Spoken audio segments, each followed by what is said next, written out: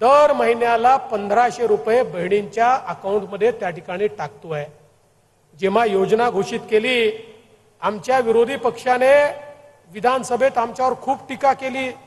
कोणी म्हणालं फसवी योजना आहे, कोणी म्हणालं 10% लोकांना मिळणार नाही, कोणी म्हणालं तुम्ही काय महिलांना लाच देता का, कोणी म्हणालं तुम्ही काय विकत घेता का।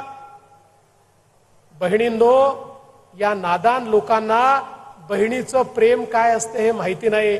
अरे प्रत्यक्ष ईश्वर जरी उतरला आणि त्यांनी बहिणीचं प्रेम विकत घेण्याचा प्रयत्न केला तरी ते विकत घेता येत नाही। हे अनमोल प्रेम आहे, हे प्रेम कोणीच विकत घेऊ शकत नाही। आमच्या बहिणींचं प्रेम हे अनमोल आहे। आम्ही तर हा प्रयत्न करतोय की आपल्या बहिणींचं इतकं निखळ प्रेम आपल्याला मिळतं तर आपणही बहिणीच्या पाठीशी उभं राहता येईल असं काहीतरी केलं पाहिजे। आणि आता त्यांना मी सांगतो, तुम्ही म्हणत होतात ना 10% ही बहिणींना फायदा मिळणार नाही, अरे आता 1.5 कोटी बहिणींना याचा फायदा थेट त्यांच्या खात्यामध्ये पैसा जातोय। 3000 रुपये जवळजवळ 1.25 कोटी खात्यांमध्ये गेलेले आहेत। उर्वरित खात्यांमध्ये देखील पैसा जायला सुरुवात झालेली आहे। आणि माननीय मुख्यमंत्र्यांनी आणि आम्ही निर्णय केला, कोणाचा फॉर्म उशिरा आला तरी चिंता करू नका, 31 ऑगस्ट पर्यंतच्या सगळ्या फॉर्मला आम्ही त्या ठिकाणी सप्टेंबर महिन्यामध्ये जुलै ऑगस्ट सप्टेंबरचे 3 महिन्याचे पैसे त्या ठिकाणी देऊ।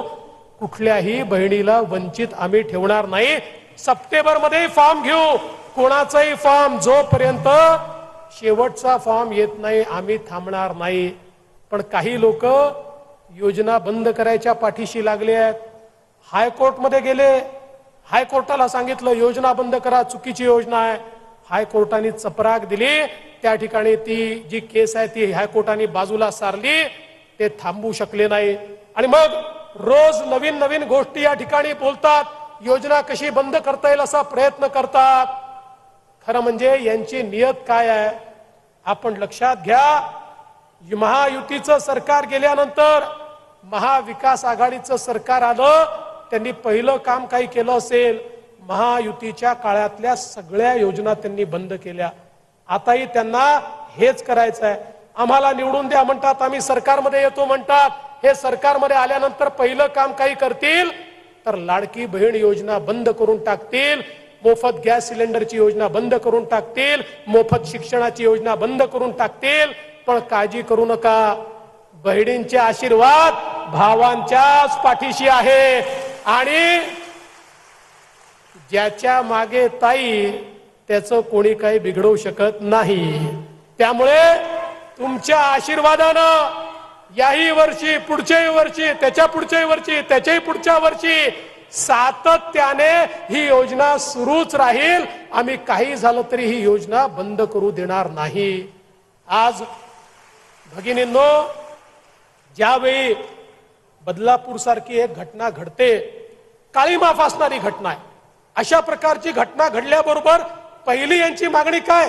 पहिली मागणी अशी आहे की आम्हाला सुरक्षा द्या, आम्हाला लाडकी बहीण योजना नको।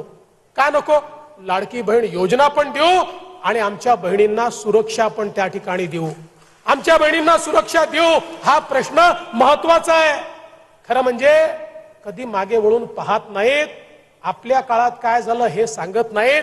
अरे यांच्या काळामध्ये लॉकडाऊन मध्ये देखील किती घटना त्या ठिकाणी घडत होत्या, पण तुमच्या काळात किती घडल्या, आमच्या काळात किती घडल्या, याच्या आधारावर याचं मूल्यमापन करायचं नसतं। एकाही महिलेच्या, एकाही मुलीच्या, एकाही मुलाच्या विरोधात जर अपराध होत असेल तर त्यांनी पेटून उठलं पाहिजे आणि त्या माध्यमातून आपण कारवाई केली पाहिजे। हे मानणाऱ्यांपैकी आम्ही आहोत। आणि